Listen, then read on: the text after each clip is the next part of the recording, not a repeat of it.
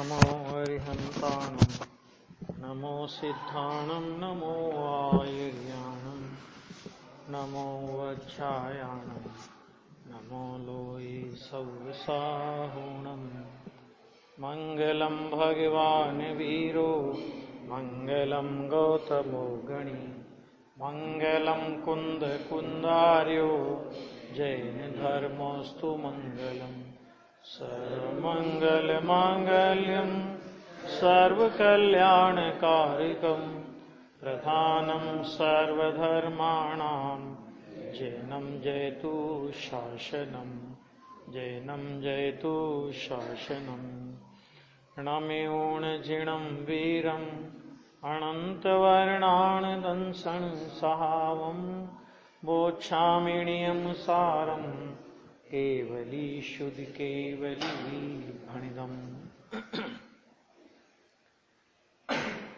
नियमसार परमागम में कल से व्यवहार चारित्र अधिकार शुरू हुआ था। शुद्ध भाव अधिकार की चर्चा पूरी होने के बाद 50 नंबर की गाथा 38 से 50 नंबर तक शुद्ध त्रिकाली स्वभाव कैसा है उसकी अनेक प्रकार से आचार्य देव ने चर्चा की और उसके बाद उस शुद्ध स्वभाव के अवलंबन से जो रत्नत्रय प्राप्त होता है उस रत्नत्रय की चर्चा करने के साथ ही उसके दो भेदों की चर्चा की। भेदोपचार रत्नत्रय और अभेदोपचार रत्नत्रय, और उसमें सम्यक्त्व के अंतरंग और बहिरंग निमित्त की चर्चा आचार्य देव ने शुरू की है ना। इतनी चर्चा होने के बाद, क्योंकि ये ग्रंथ मार्ग और मार्ग फल का प्रतिपादक ग्रंथ है ना, बराबर है। दो बातें आएगी इसमें, मार्ग आएगा और मार्ग का फल आएगा। तो मार्ग है रत्नत्रय। रत्नत्रय माने सम्यक दर्शन, सम्यक ज्ञान और सम्यक चारित्र, ये रत्नत्रय है। और इस रत्नत्रय मार्ग में क्योंकि मार्ग है, अभी पूर्णता नहीं हुई, तो पूर्णता नहीं हुई तो उस अपूर्णता की अभिव्यक्ति किसके द्वारा होती है। मैंने ये अभी मार्ग की पूर्णता को प्राप्त नहीं हुए हैं, अभी मार्ग में हैं, पूर्णता को प्राप्त नहीं हुए, तो इसकी अभिव्यक्ति जिसके द्वारा होती है उसको व्यवहार चारित्र बोलते हैं। आगे समझे? पता किससे लगेगा? आप अधूरे हो, ये बात किससे पता लगी? व्यवहार चारित्र माने कोई गुण रूप भाव नहीं है, समझ लेना जरा। है सम्यक दर्शन ज्ञान चारित्र जो निश्चय रत्नत्रय है, वास्तव में गुण रूप भाव तो वो है, लेकिन जब तक वो गुण रूप भाव परिपूर्णता को प्राप्त नहीं होता तो साथ में दोष भी होते हैं, और उस दोष का नाम है व्यवहार चारित्र। निश्चित, उससे निश्चित चारित्र की पहचान। निश्चय चारित्र जब परिपूर्णता को प्राप्त नहीं होगा तो उसकी अपरिपूर्णता की अभिव्यक्ति जिसके द्वारा हो, मैंने ये शब्द बोला है, उसकी अपरिपूर्णता की अभिव्यक्ति किसके द्वारा होगी? कितनी पूर्णता है कि इसमें अभी इतना राग पाया जाता है। एक बात। अभी दूसरी बात, तो देखो व्यवहार चारित्र का मतलब, व्यवहार चारित्र अधिकार का मतलब है शुभ भाव का अधिकार, ठीक। तो व्यवहार चारित्र अधिकार तो राग है ना, तो राग निश्चय से चारित्र है या व्यवहार से चारित्र है?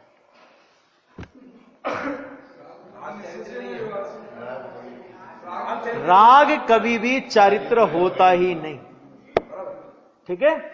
राग कभी चारित्र नहीं होता, न निश्चय से होता है और न व्यवहार से होता है, ठीक है।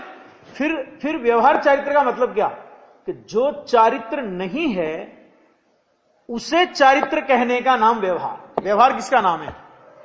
जैसा नहीं है किसी अपेक्षा से उपचार के द्वारा वैसा कहना, उसका नाम व्यवहार है, ठीक है। तो राग स्वयं चारित्र नहीं, न निश्चय से और न व्यवहार से। ऐसा होने पर भी ज्ञानी धर्मात्माओं के जीवन में वीतरागी चारित्र की परिणति को देखकर उस वीतरागी परिणति के साथ में वर्तने वाले उस कषाय अंश के ऊपर चारित्र का उपचार किया, और चारित्र का उपचार करके उसे चारित्र कहा। राग को, राग में चारित्र का उपचार किया, अंदर की चारित्र दशा का उपचार किया, और अंदर की चारित्र दशा का उपचार करके उसको चारित्र कहा। मतलब वास्तव में वो चारित्र नहीं, लेकिन निश्चय चारित्र का उपचार करके उसे चारित्र कहना, इसका नाम व्यवहार चारित्र है। यानी अचारित्र भाव में चारित्र का उपचार, इसका नाम व्यवहार चारित्र। मैं नहीं कहता हूं ये बात, पंडित टोडरमल जी ने लिखा, मोक्ष महाप्रकाशक में है। चारित्र मोह के देशघाती स्पर्धकों के उदय से जो महामंद प्रशस्त राग होता है वह चारित्र का मल है। ये शब्द का प्रयोग किया है। महामंद प्रशस्त राग होता है ना, कि तो वो चारित्र का मल है, मतलब वो विकृति है। क्यों? अगर वो विकृति नहीं होती तो जब मुनिराज श्रेणी आरोहण करते हैं, और तो जो श्रेणी आरोहण होती है ना, तो श्रेणी में जो चारित्र की दशा है वो बढ़ती है। शुद्धि बढ़ती है कि नहीं बढ़ती? बढ़ती है। तो घटता क्या है अथवा मिटता क्या है? तो जो मिटे उसका नाम चारित्र, जो मिटे उसका नाम चारित्र, जो बढ़े उसका नाम चारित्र, बढ़े उसका नाम चारित्र है ना। वो तो एक मजबूरी है कि उस भूमिका में ऐसा विकल्प आता है। दूसरी बात, उसको व्यवहार क्यों कहा? कि इस भूमिका में इससे विरुद्ध जाति का यदि विकल्प दिखाई दे व्यवहार में, तो समझ लेना निश्चय भूमिका वहां पर है ही नहीं। अचारित्र भी लागू नहीं पड़ेगा, व्यवहार चारित्र भी लागू नहीं पड़ेगा। क्यों? क्यों? उस भूमिका में विकल्प की मर्यादा होगी तो इसी प्रकार की होगी, इससे विरुद्ध प्रकार की मर्यादा इस प्रकार की अंतरंग चारित्र दशा होने पर नहीं होगी। और यदि इससे विरुद्ध जाति का राग होता है तो इसका मतलब यह हुआ कि उसको अंतरंग में निश्चय चारित्र नहीं है। और जहां अंतरंग में निश्चय चारित्र नहीं है, ऐसे अज्ञानी जीव के कितना भी मंद से मंद प्रशस्त राग हो, उसको चारित्र संज्ञा उपचार से भी नहीं, वो तो मिथ्या चारित्र में जाएगा। मिथ्या दृष्टि का जितना महामंद प्रशस्त राग है वो सब मिथ्या चारित्र में जाता है। आ गया? ये बहुत पॉइंट है जो समझने लायक है, क्योंकि ये बात हर गाथा में स्पष्ट नहीं की जाएगी, है ना। हर गाथा में बात ये एक जगह लिया है, देखो इसमें लिया है। 56 नंबर की गाथा का फुटनोट कल देखा था, थोड़ा फिर से देखो जरा। 56 नंबर की गाथा कल चली थी ना थोड़ी, तो उसमें फुटनोट आया था, मुनि को मुनित्वोचित शुद्ध परिणति के साथ वर्तने वाला जो हठ रहित देह चेष्टादिक संबंधी शुभोपयोग वह व्यवहार प्रयत्न है। यहां अहिंसा की बात चल रही थी, तो अहिंसा में प्रयत्न की बात आई थी, इसलिए यहां व्यवहार प्रयत्न। इसका मतलब क्या लेंगे कि मुनिराज की भूमिका में शुद्ध परिणति की मुनिराज की भूमिका होती है। 3 कसाय चौकड़ी का जिनको अभाव हो गया होता है, ठीक है। अब 3 कसाय चौकड़ी का अभाव हुआ, माने कितनी मंद कसाय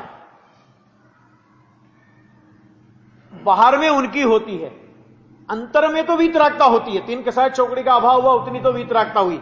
अब उस वीतरागता के साथ वर्तने वाला कैसा? हठ रहित, कोई खींच के नहीं करना पड़ता उनको, कोई जबरदस्ती उनसे नहीं कराता। उस भूमिका में वैसा ही विकल्प आएगा। यदि आएगा विकल्प तो आएगा, ये अनिवार्य नहीं। देखो, विकल्प आना अनिवार्य नहीं, लेकिन यदि आएगा तो ऐसा विकल्प आएगा, ठीक है। अभी अपन जैसे मूल गुणों के संबंध में चर्चा करेंगे ना, जब इसकी, जैसे दिन में एक बार भोजन, जैसे बाहुबली भगवान की अपन मूल गुणों की चर्चा करें, तो 28 मूल गुणों के अपन ने नाम पढ़े मान लो, तो बाहुबली भगवान को अगर अपन देखेंगे तो मुनि दशा धारण करने के बाद एक में एकदम ध्यान में लीन हो गए, मतलब वो वहां से हिले ही नहीं। तो बोलो एरिया समिति पलती थी कि नहीं पलती थी? उनको 4 हाथ जमीन देख के चलने का नाम अगर एरिया समिति है, तो फिर उनको एरिया समिति पलती थी कि नहीं पलती थी? हैं? चले तो अरे भाई, एरिया समिति का मतलब क्या है? कि यदि उन्हें चलने का विकल्प आएगा, नहीं आवे तो कोई जरूरी नहीं कि चलना ही पड़ेगा, नहीं तो तुम्हारी ईर्या समिति नहीं पली। देखो, नहीं चलने में तो ईर्या समिति पल रही है, लेकिन अगर चलने का विकल्प आया और दौड़ दौड़ के चलने का विकल्प आया तो ईर्या समिति नहीं। और ईर्या अभी आएगा आगे कि ईर्या समिति में भी मुनिराज का गमन किन किन प्रयोजनों से होता है, वो सब इसमें बात आएगी। ये समझना है? ऐसा नहीं, कोई प्रयोजन होता है उनका घूमने का, मतलब देव यात्रा, वो सब आगे ईर्या समिति के प्रकरण में आएगा। तो ऐसा जो आहार लेने की बात आई, तो वो तो बाहुबली तो आहार लेने के लिए निकली, तो फिर उनको मूल गुण पलाग नहीं पला।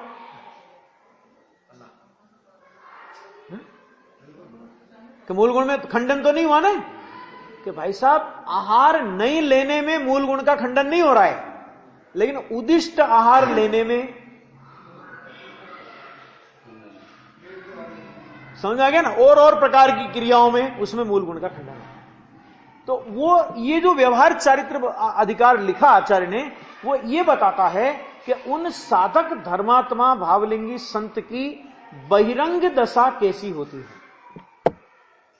इससे विरुद्ध जाति का राग नहीं होता, एक तो इसलिए भी इसको व्यवहार चारित्र, और ये निश्चय चारित्र के साथ में ऐसा विकल्प रूप, सहज रूप से ऐसा भाव अगर आवे उनको विकल्प में, विकल्प की भूमिका में, तो उनके विकल्पों की मर्यादा है।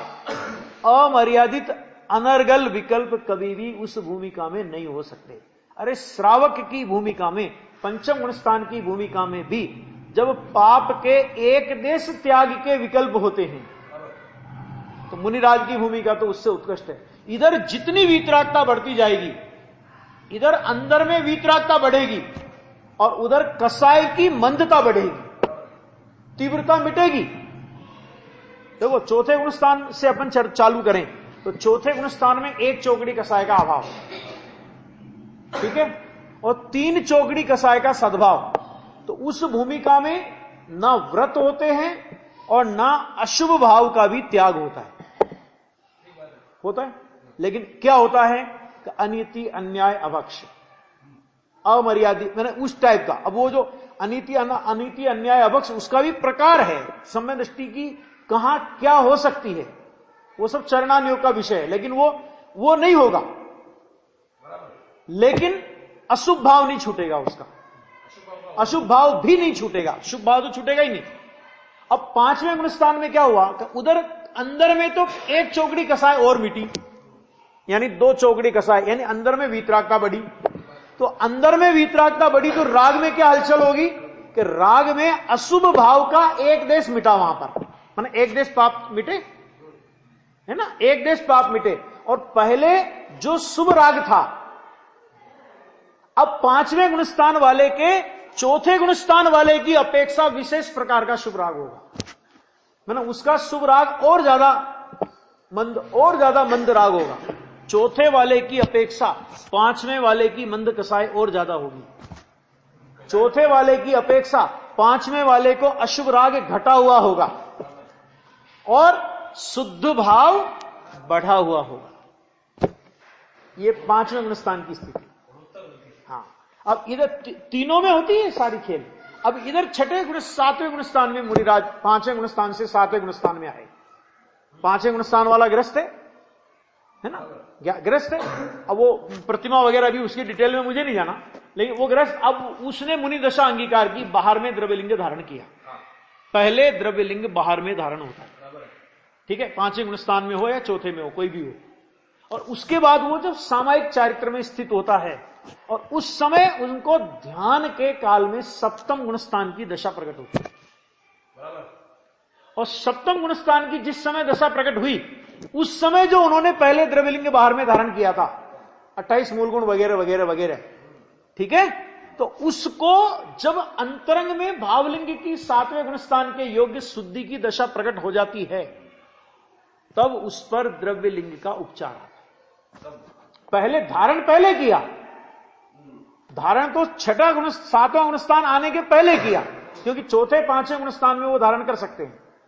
ऐसा नहीं होता कि पहले 7वां गुणस्थान आएगा और फिर 6वें गुणस्थान में वस्त्र का त्याग होगा, ऐसा नहीं होता। क्यों? क्योंकि 7वें गुणस्थान में यदि वस्त्र सहित सातवां गुणस्थान आ गया तो छठा गुणस्थान तो गिरने का गुणस्थान है ना, तो जो सातवां गुणस्थान वस्त्र सहित दशा में आ सकता है तो छठे गुणस्थान में क्या तकलीफ है? फिर वस्त्र उतारने की क्या तकलीफ थी उनको? क्यों क्यों क्यों छूटे फिर वस्त्र? ऐसा नहीं होता। अंतर्मूर्त के लिए वस्त्र होते हैं, अगर वस्त्र सिद्ध हो जाए अंतर्मूर्त के लिए वस्त्र होते हैं, लंबे समय के लिए वस्त्र हो, तकलीफ ही नहीं रहेगी। नहीं नहीं नहीं, हो ही नहीं सकता ना, हो ही नहीं सकता है, वो भूमिका में हो नहीं सकता। इधर अष्टपाउड के प्रवचनों में अभी गुरुदेव ने इतना बोला है इस पे तो कि कभी नहीं हो सकता। अगर ऐसा होगा ना तो वस्त्र सहित दशा में मुनिपना मानने का प्रसंग आएगा, ये कभी नहीं होता। हाँ, लेकिन अब दो उसमें दो परिस्थितियां बनती है कि उन्होंने वो चौथे पांचवें गुण स्थान में समझ लो भावलिंग मन द्रव्यलिंग 12वें धारण किया। अब किसी को सातवां गुणस्थान आ गया तो वो सातवां गुणस्थान आ गया तो वो तो छठा सातवां का झूला झूलना चालू हो जाएगा उनका। और अभी कोई पांचवें गुणस्थान वाला है और द्रव्यलिंग धारण किया और सामायिक के बाद भी उनको पांचवा गुणस्थान ही बना रहा, अथवा चौथे गुणस्थान वाले को चौथा गुणस्थान ही बना रहा। ये हो सकता है ना। तो फिर क्या होगा कि अंतरंग दशा चौथे गुणस्थान की, अंतरंग दशा पांचवें गुणस्थान की और बाहर की क्रिया मुनिराज की योग्य छठे गुणस्थान की, क्रिया छठे गुणस्थान की और अंतरंग परिणाम कौन सा? पांचवा और चौथा। तो इस तरह सम्यक दृष्टि द्रव्यलिंग के तीन भेद हो जाते हैं। समझना ध्यान से जरा, छठा सातवां गुणस्थान या उससे आगे एक ये है द्रव्यलिंग, भावलिंग पूर्वक का द्रव्यलिंग, ठीक है।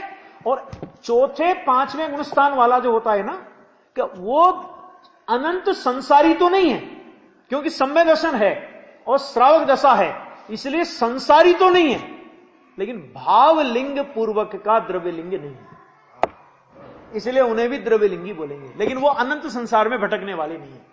और कोई होता है मिथ्या दृष्टि कि पहले गुणस्थान में है और समझ लो उसने भी वैराग्य के भाव में आकर के समझ लो द्रव्यलिंग धारण किया। हाँ, अगर उसको तत्वाभ्यास है और यदि वो उस काल में सामायिक में बैठता है, आत्मस्वरूप का चिंतन मनन करके अपने परिणामों को अपने स्वरूप में मग्न करता है, तो ये हो सकता है कि उसको सीधा पहले सातवां गुणस्थान आए। बाहर का द्रव्यलिंग है, सीधा सातवां गुणस्थान की दशा आ सकती है। और नहीं आवे तो वो मिथ्या दृष्टि द्रव्यलिंगी है, तो वो अनंत संसारी है। इस तरह द्रव्यलिंग के तीन भेद, मिथ्यात्व वाला, चौथे वाला और पांचवें वाला। तो चौथे पांचवें वाला अनंत संसारी नहीं, और मिथ्या दृष्टि अनंत संसारी भले द्रव्यलिंग धारण किया हो, और छठे सातवें गुणस्थान की भूमिका में झूलने वाले भावलिंगी संत कि उनको द्रव्यलिंग सहित का भावलिंग। इस तरह ये द्रव्यलिंग के तीन प्रकार तो ऐसे होते हैं जो भावलिंग बिना के द्रव्यलिंग होते हैं, और एक होता है भावलिंग पूर्वक का द्रव्यलिंग, ठीक है। तो यहां किसके चरित्र की बात है? यहां छठे सातवें गुणस्थान की भूमिका में झूलने वाले मुनिराज को सातवें गुणस्थान से जब वो नीचे आते हैं, छठे गुणस्थान की भूमिका में आते हैं, तब उनके राग की मर्यादा कैसी होगी? अब देखो इधर क्या हुआ कि अब इसको समझना जरा, अभी जो मैंने ये पॉइंट जिसके लिए उठाया कि सातवें गुणस्थान से जब वो छठे गुणस्थान में आए तो सातवें गुणस्थान में उनको तीन चौकड़ी कसाय के अभाव का शुद्धोपयोग था। क्या था? तीन चौकड़ी कसाय के अभाव का शुद्धोपयोग। और छठे गुणस्थान में आए तो शुद्धोपयोग छूटा है, लेकिन शुद्ध परिणति चालू है, और वो शुद्ध परिणति भी तीन चौकड़ी कसाय के अभाव वाली, और प्रति क्षण गुण श्रेणी निद्रा करती हुई शुद्ध परिणति है वो। आ गया? तो अंतरंग में तीन चौकड़ी कसाय के अभाव की शुद्ध परिणति है। और कसाय का कितना स्वरूप है कि कसाय में मात्र संजलन कसाय। कौन सी कसाय है? संजलन। अब संजलन के दो प्रकार पड़ेंगे यहां पे। कैसे दो प्रकार पड़ेंगे कि एक होगा संजलन का तीव्र उदय। क्या होगा? संजलन का तीव्र उदय। और एक होगा संजलन का मंद उदय। जब मंद उदय है शुद्धोपयोग का सातवां गुणस्थान, जब तीव्र उदय है शुभोपयोग का छठा गुणस्थान। ऐसा कोई उदय किसी कसाई का मुनिराज की भूमिका में होता ही नहीं कि जिससे उनको अशुभ भाव आवे, अथवा एक बात, मुनिराज की भूमिका से विरुद्ध ग्रस्त की भूमिका के योग्य शुभ भाव आवे। दो बातें लेना भैया, दो बातें लेना। क्या कहा? क्या कहा? एक जो मंद उदय है ना, तो मंद उदय में मुनिराज को आएगा 7वां गुणस्थान, और तीव्र उदय में 6ठे गुणस्थान वाला शुभोपयोग। शुभोपयोग कैसा आएगा कि मुनिराज की भूमिका के योग्य, उनके विकल्पों की मर्यादा के योग्य शुभोपयोग होगा। मुनिराज की भूमिका के योग्य शुभोपयोग, ग्रस्त की भूमिका के योग्य जो शुभोपयोग है, ध्यान से सुनना नरेंद्र जी, ग्रस्त की भूमिका के योग्य जो शुभोपयोग है कि वो शुभोपयोग मुनिराज की भूमिका में नहीं आएगा। क्यों? क्योंकि मुनिराज का शुभोपयोग इतना मंद है, इतना मंद है कि उनकी अपेक्षा से ग्रस्त का शुभोपयोग हल्की जाति का है। 5वें गुणस्थान से, चौथे गुणस्थान से, 5वें गुणस्थान से 6ठे गुणस्थान तक, चौथे से 6वें गुणस्थान तक बढ़ता हुआ शुभोपयोग है। ठीक है?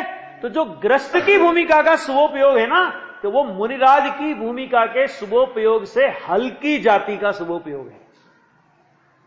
दूसरी भाषा में कहूं तो मुनिराज की भूमिका में जो शुभोपयोग है, ग्रस्त की मैंने श्रावक की भूमिका का शुभोपयोग उससे उतरता हुआ शुभोपयोग है,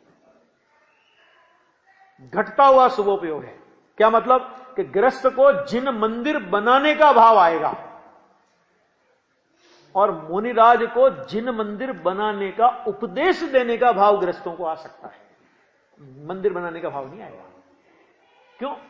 क्योंकि जिन मंदिर बनाने में पुण्य तो है, लेकिन साथ में पाप नहीं है। ये कहां से कह दोगे आप? अनछना पानी तो उसमें भी लगेगा, छान के लगाओ तो भी मर्यादा क्या कांट टाल लोगे, और आरंभ सारंभ तो है ही नहीं। आया समझ में?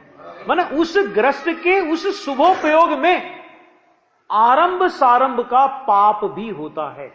भले ही पाप अल्प और पुण्य अधिक होता हो, लेकिन मुनिराज की भूमिका में ऐसा शुभोपयोग नहीं होता कि जिसके साथ पाप का लवलेश भी हो।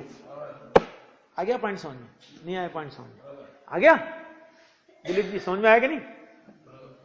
यह है पॉइंट इसमें। क्या? कौन सा पॉइंट? देखो अब क्या हो गया, उनके शुभोपयोग के साथ में, ग्रस्त श्रावक के शुभोपयोग के साथ में पाप का आरंभ भी है। मुनिराज को आहार देने का विकल्प आया ग्रस्त श्रावक को, अपने लिए आहार बना रहा, तो अपने लिए आहार बनाएगा, तो अपने लिए आहार बनाने का भाव पुण्य का भाव है कि पाप का भाव है? बताना जरा। शुद्ध बना रहा तो भी पाप का भाव, अरे खाना भी पाप का भाव है उसको तो। और मुनिराज को आहार देने का जो विकल्प आया तो वो पुण्य का परिणाम है ना। तो देखो वो आहार की जो क्रिया हुई, आहार दान की जो क्रिया हुई, उसमें गृहस्थ को पुण्य और पुण्य के साथ में आरंभ सारंभ का पाप भी है। इसलिए उसका शुभोपयोग मुनिराज की कोटि का नहीं है ना, इसलिए नहीं है उसका शुभोपयोग मुनिराज की कोटि का, क्योंकि मुनिराज की भूमिका में आहार लेने का विकल्प है, लेकिन आहार बनाने का विकल्प नहीं, आहार बनवाने का विकल्प नहीं, कोई आहार बना रहा हो उसकी अनुमोदना करने का विकल्प नहीं। और यदि ये पता लग जाए कि ये इसने मेरे निमित्त से आहार बनाया है तो उस आहार को लेने का विकल्प नहीं। अब बोलो, एक ग्रस्त आहार बना रहा है और मुनिराज आहार ले रहे हैं। अब ध्यान से सुनना, मुनिराज आहार ले रहे हैं तो भी पुण्य है। क्या कहा? समझो, मुनिराज का आहार ग्रहण करना वो भी पुण्य है, और ग्रस्त भोजन करता है पाप है। भोजन करने का भाव, ग्रस्त के भोजन करने का भाव पाप, और मुनिराज के आहार ग्रहण करने का भाव पुण्य। उनके 28 मूल गुणों में है ना वो, तो मूल गुण पाप रूप है कि पुण्य रूप है? जरा बता ग्रस्त को। क्यों? कि भाई मुनिराज उसके पीछे अभिप्राय क्या है कि मुनिराज आहार करते हुए आत्म साधना आराधना का प्रयोजन है, और गृहस्थ को अकेली आत्म साधना आराधना का प्रयोजन नहीं है, उसको अपना व्यापार धंधा भी देखना है, उसको अपने घर गृहस्थी भी देखनी है ना, उसको अपने लौकिक कार्यों में भी अपना उपयोग लगाना है। अगर वो भोजन नहीं करेगा तो लौकिक कार्य उसके बिगड़ेंगे, तो लौकिक कार्य भी है उसके साथ, और उसके साथ में उसको अपनी आत्मा की साधना आराधना भी करना है। मैंने उसके भोजन करने के उद्देश्य दो प्रकार के हो गए। पाप है, हालांकि मंद पाप है, ठीक है, लेकिन पाप कहलाएगा। और मुनिराज का, कि मुनिराज को आहार ग्रहण करने के पीछे कोई लौकिक प्रयोजन नहीं, कोई शरीर को पोषण का अभिप्राय नहीं, एकमात्र आत्मा का ध्यान, ज्ञान, ध्यान और तप में लीन रहने में परिणाम लगे, इसके लिए निर्दोष आहार, है ना, 46 दोष और 32 अंतराय टाल करके, वो तो जब आहार की ऐसा समिति की चर्चा आएगी जब इसमें, तब मैं बताऊंगा आपको उस चर्चा में, कि मानो ऐसा लगे कि जैसे भोजन छोड़ने का मुनिराज को तो बहाना चाहिए, इतने इतने इतने अलिप्त भाव से वो आहार के लिए आते हैं। कैसी पद्धति होती है उनकी। तो ये जो मुनिराज का शुभोपयोग होगा ना, तो वो गृहस्थ के शुभोपयोग से उच्च प्रकार का होगा, क्योंकि उनकी भूमिका में अकेला शुभोपयोग है, और गृहस्थ की भूमिका में शुभोपयोग में भी अशुभोपयोग है, आरम सारम का पाप है। इसलिए आरम सारम के पाप वाले गृहस्थ के योग्य शुभ भाव मुनिराज की भूमिका में नहीं होता। बहुत लोगों को जब ये बोलता हूं बहुत तकलीफ होती है, अरे साहब गृहस्थ तो कुछ करते नहीं तो महाराज भी नहीं करें। मैंने कहा महाराज फिर गृहस्थ और महाराज में फर्क क्या करोगे? फिर गृहस्थ और महाराज का फर्क क्या है? फिर यही तो फर्क है कि वो महाराज हैं, वो मुनिराज है, वो राजा हैं, मुनि महाराज हैं। महाराज काम नहीं करते, काम करे वो मजदूर होता है, महाराज नहीं होता। समझो बात को, ये है उसके पीछे जो रीजन है ना, उसके पीछे ये है कि ऐसा शुभ भाव कि हट रही तो होता है, वो खींचतान के नहीं करना पड़ता। और ये बात मैं पहले भी कह चुका हूं, जब तक ये गाथा चले, ये पूरा व्यवहार चारित्र अधिकार चले, किसी भी व्यक्ति विशेष की ओर हमारी नजर नहीं जानी चाहिए। तो फलाना ये कर रहा है, वो कौन क्या कर रहा है, वो उसके परिणामों का जिम्मेदार वो है। हमें वस्तु स्वरूप क्या है बस, और ये वस्तु स्वरूप समझकर जहां पर ये गुण मिले अपना मस्तक नतमस्तक होना चाहिए, और ये गुण नहीं मिले तो गर्दन कटने की कीमत पर भी नतमस्तक नहीं होना चाहिए। आगे इसमें जैन दर्शन है, इसमें कोई लिहाज नहीं है किसी की। बात समझ आएगी नहीं? अब इतनी बात इसके बारे में, और भी जो बिंदु आएंगे वो अपन करते रहेंगे। अभी 46 नंबर की जो 56 नंबर की गाथा आई थी, उसमें बहुत बढ़िया बात उन्होंने कही थी। मुनिराज का अहिंसा महाव्रत कितना जोरदार होता है। देखो अहिंसा महाव्रत, ये पहला व्रत इतना गजब का है कि इसमें आचार्य कहते हैं कि दूसरे जीव मरे या ना मरे, उसके साथ मुनिराज के व्रत का कोई संबंध नहीं है, लेकिन अन्य जीवों को मेरे निमित्त से किसी प्रकार का क्लेश ना पहुंचे, पीड़ित ना हो, उनके प्राण पीड़ित ना हो, ऐसा जो उनका प्रयत्न आचार है, उस प्रयत्न आचार को अहिंसा व्रत कहते हैं। व्यवहार निश्चय अहिंसा व्रत तो है ही, स्वरूप की आराधना, 3 चौकड़ी कषाय के अभाव की शुद्धि, वो तो है ही, है ना। और देखो उसमें भी कितना बढ़िया लिया, फिर से पढ़ता हूं मैं। कुल भेद, योनि भेद, जीव स्थान के भेद और मार्गना स्थान के भेद। देखो जीव,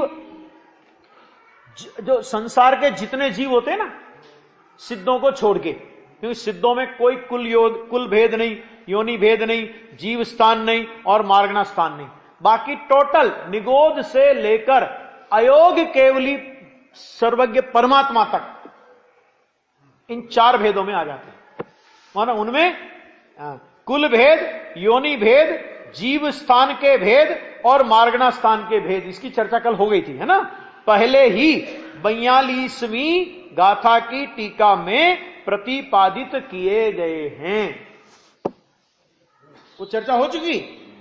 वो किस रूप में हुई थी कि ये जीव के त्रिकाली स्वभाव में ना कुल है, ना योनि भेद है, ना जीव स्थान के भेद है, और ना मार्गण स्थान के भेद है। और उन्होंने एक एक के नाम भी गिनाए, किस पर्याय की, माने जैसे कुल भेद, तो कुल भेद में एक इंद्रिय के कुल कितने, 2 इंद्रिय के, 3 इंद्रिय के, 4 इंद्रिय के, 5 इंद्रिय के, असंगी वगैरह 192 करोड़ ऐसे कुछ कुल बताए थे। 84 लाख योनि भेद, उसमें 1 इंद्रिय, 2 इंद्रिय, 3 इंद्रिय, सबके योनि भेद कितने कितने, ये सब बताए थे। ये बताने के पीछे 2 बातें, एक तो हमें अपना इतिहास याद रहे कि यहां हम लोग भटक करके आए हैं, और यदि अभी अपने आत्मा के स्वरूप को नहीं समझा तो इनमें से ही किसी जगह के मेहमान फिर से होंगे।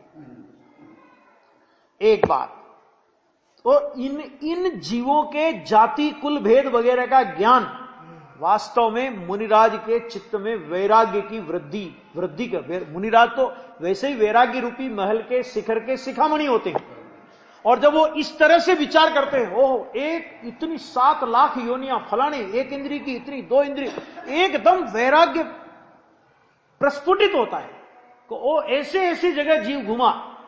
तो एक तो वैराग्य में भी कारण बनते हैं ये, और दूसरा कि इनके भेदों को जानकर फिर क्या करना, तो यहां पर प्रतिपादित किए गए थे, वहां पुनरुक्ति दोष के भय से प्रतिपादित नहीं किए गए हैं। वहां कहे हुए उनके भेदों को जानकर क्या करना, कि उनकी रक्षा रूप परिणति ही अहिंसा है। किनकी रक्षा रूप परिणति? सभी जीवों की। सर्व माने विश्व का कोई जीव हो, मुनिराज के परिणाम में जीव मात्र के प्रति दया का परिणाम होता है। अरे अपन ने ऐसे ऐसे पुराणों में प्रसंग पढ़े हैं कि वो रक्षाबंधन वाले थे ना, कौन सा जिनने बहस किया था, हैं? सुसागर, हाँ याद होना चाहिए ना पुरानी।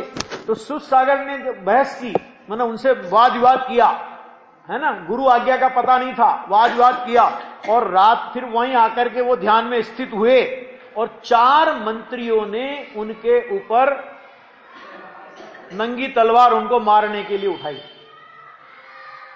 ठीक है, और देवों ने उनको किलित कर दिया, और सुबह वो नजारा सारे नगर के लोगों ने देखा। राजा ने उन मंत्रियों को सजा देने की बात कही, मुनिराज ने क्या किया, उपसर्गकर्ता के प्रति भी जिनको क्षमा का परिणाम आता है, सैनिक राजा, सर्प डालने वाले, मरा हुआ सर्प डालने वाले, 3 दिन तक वो मरा हुआ सर्प रहा, कितनी चींटियां हो गई, शरीर कैसा खोखला हो गया, और उनके उपसर्ग का निवारण करने वाले दोनों के प्रति संभाव, ऐसे ऐसे सैकड़ों उदाहरण। तो वो यहां कहते कोई भी जीव हो तो उनके प्रति उनको रक्षा का परिणाम आता है ना।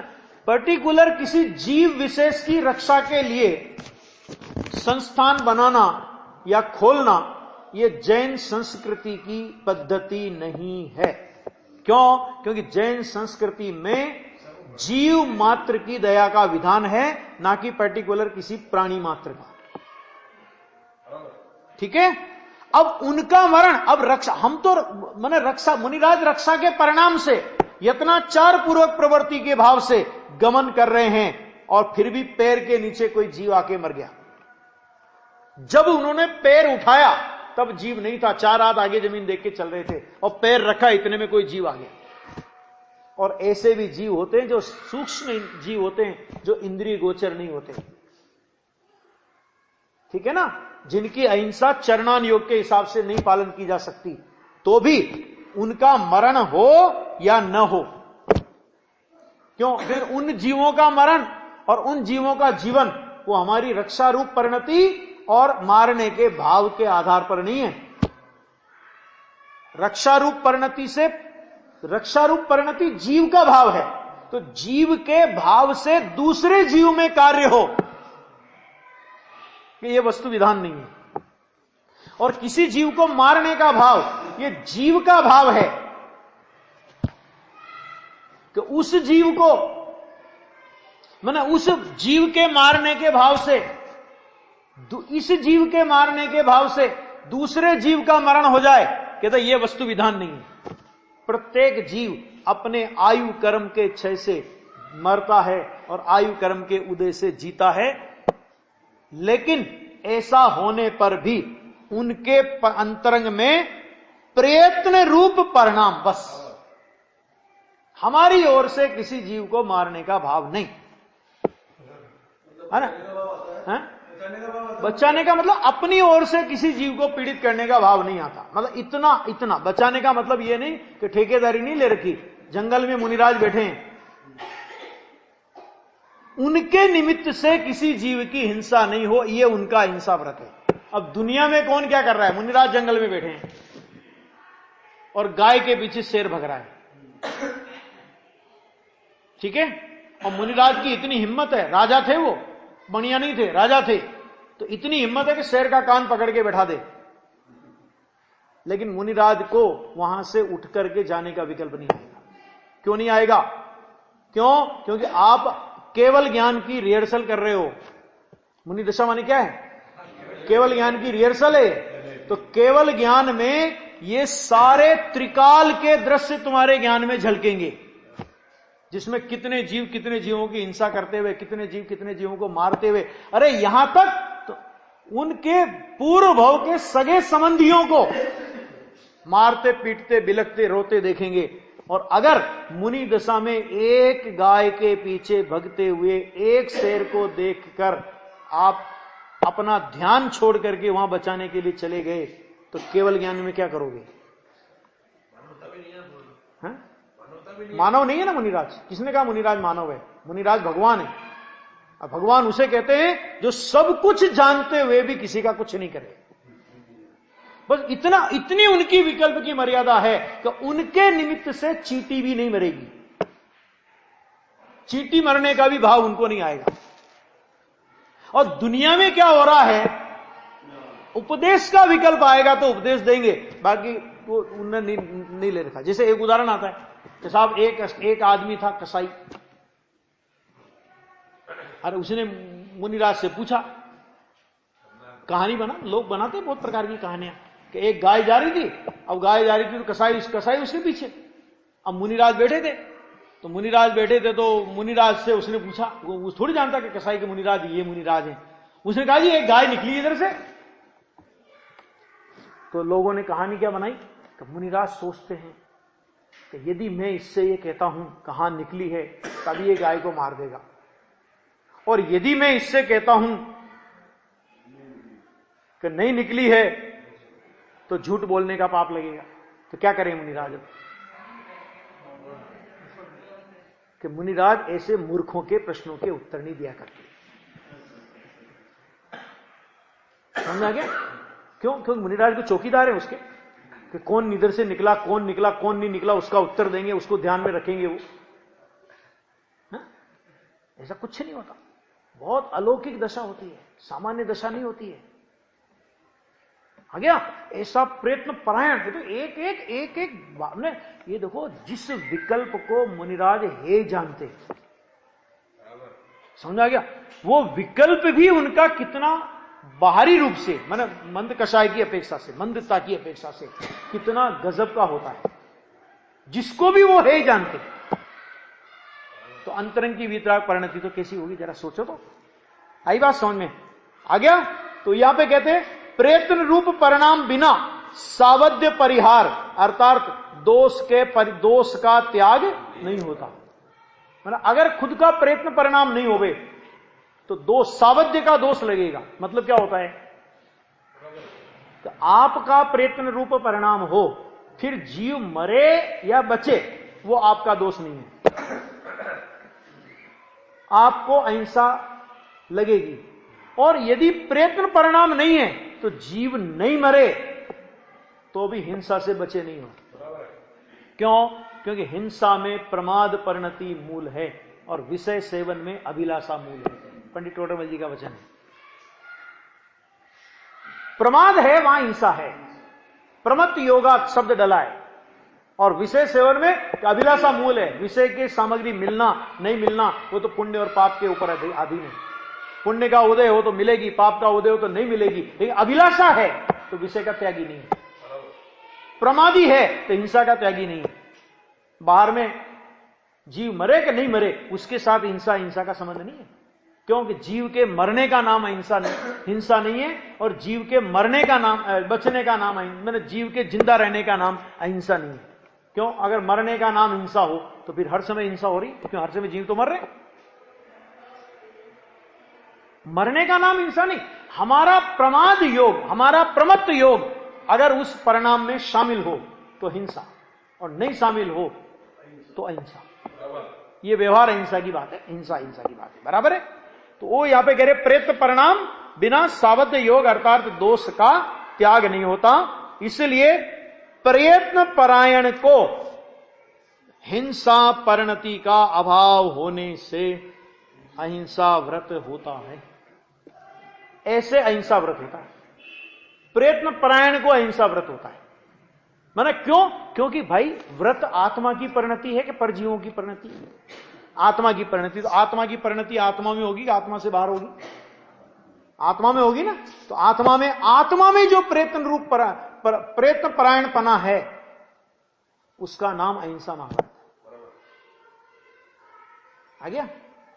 जीव का मरना बचना उसके आधार पर हमारे मुनिराज की परिणति का माप नहीं है। ठीक है, ये इस तरह की बात वहां पर है। बहुत अच्छी बात ये कही। और इसके बाद आचार्य समंतभद्र देव का एक श्लोक लिया है उन्होंने, टीकाकार ने। ये कथा कल हो गई थी, मैंने आज दोबारा लिए। तो इसी प्रकार आचार्यवर श्री समंतभद्र सूरी ने वृहद स्वयंभू स्तोत्र में श्री नमीनाथ भगवान की स्तुति करते हुए 119वें श्लोक द्वारा कहा है कि देखो व्रत स्वयंभू स्तोत्र क्या है। पहले इसका थोड़ा परिचय ले लें कि अपने यहां पर जो 24 तीर्थंकर हैं उन 24 तीर्थंकरों की स्तुति स्वयंभू स्तोत्र में समंतभद्र आचार्य ने की है। एक और एक ऐसा ही ग्रंथ 24 तीर्थंकरों की स्तुति का दूसरा एक और ग्रंथ स्तुति विद्या, वो भी समंतभद्र आचार्य ने लिखा है। आचार्य समंतभद्र लिखते हैं, हे जिनेंद्र मुझे आपकी भक्ति का व्यसन हो गया है। व्यसन माने सामान्य तो आदत में तो व्यसन शब्द बहुत बदनाम है, लेकिन व्यसन माने मुझे तो लत लग गई है, मेरी तो आदत हो गई है, मैं तो जहां हो वहां आपकी भक्ति मुझे तो दिखती है। और गजब की बात यह कि इन भक्ति काव्यों में भी उन्होंने जैन न्याय के जिन गहनतम सिद्धांतों की चर्चा की वैसी अन्यत्र दुर्लभ है। अकेली भक्ति नहीं थी, है ना। तिसला नंदन काटो भव फंदन, ये ऐसी अकेली भक्ति नहीं थी खाली। उन्होंने क्या सिद्धांत प्रतिपादित किए, भगवान की भक्ति करते हुए, भगवान के गुणों का स्तवन करते हुए उनके द्वारा प्रतिपादित सिद्धांतों की बहुत गहरी मीमांसा समंतभद्र आचार्य के श्लोकों में पाई जाती है ना। और उनका जो देवागम स्तोत्र है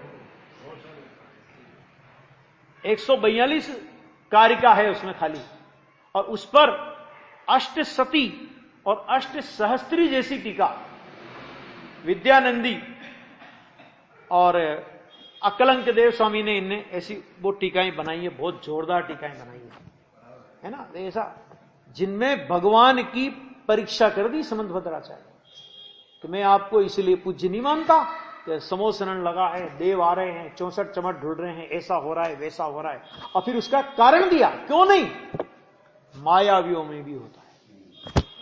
आपके शरीर में ये मलमूत्र आदि नहीं होते, रक्त विकार ये नहीं होते, इसलिए मैं पूज्य नहीं मानता। क्यों? क्योंकि देवों में भी होते। आप धर्म तीर्थ के प्रवर्तक हो, इसलिए मैं आपको पूज्य नहीं मानता। क्यों? क्योंकि सभी धर्म के प्रवर्तक अपने आप को तीर्थ प्रवर्तक कहते हैं। तो हम तो तुम्हारे कहने से थोड़ी मान लेंगे कि तुम भगवान हो, वो भी कह रहे हैं हमारे भी भगवान है।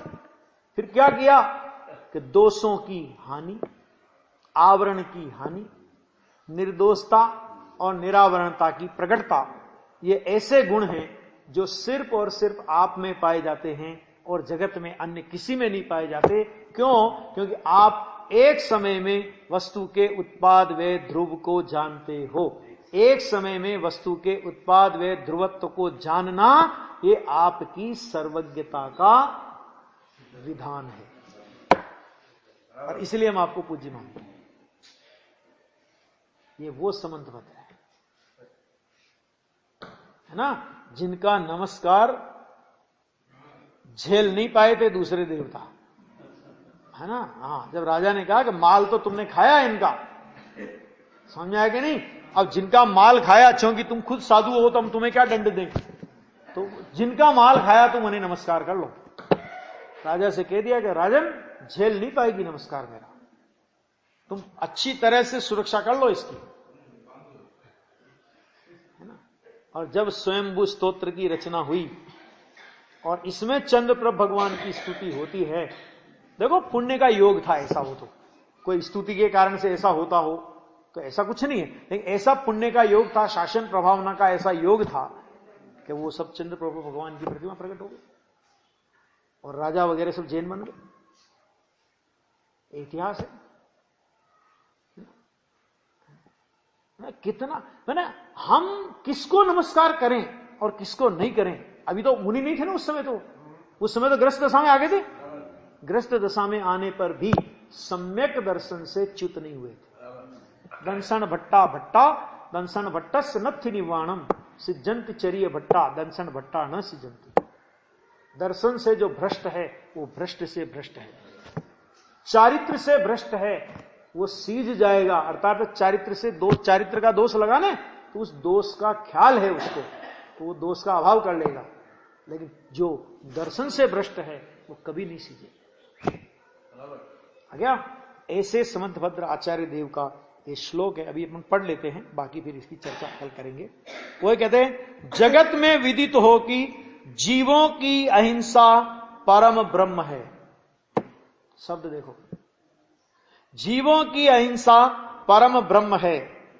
जिस आश्रम में, आश्रम की विधि में, जिस आश्रम की विधि में लेश भी आरंभ हो, लेश भी आरंभ हो, मुनिराज की अहिंसा की बात चल रही है ना, लेश भी आरंभ हो, वहां उस आरंभ में अर्थात सग्रंथ पने में वह अहिंसा नहीं होती।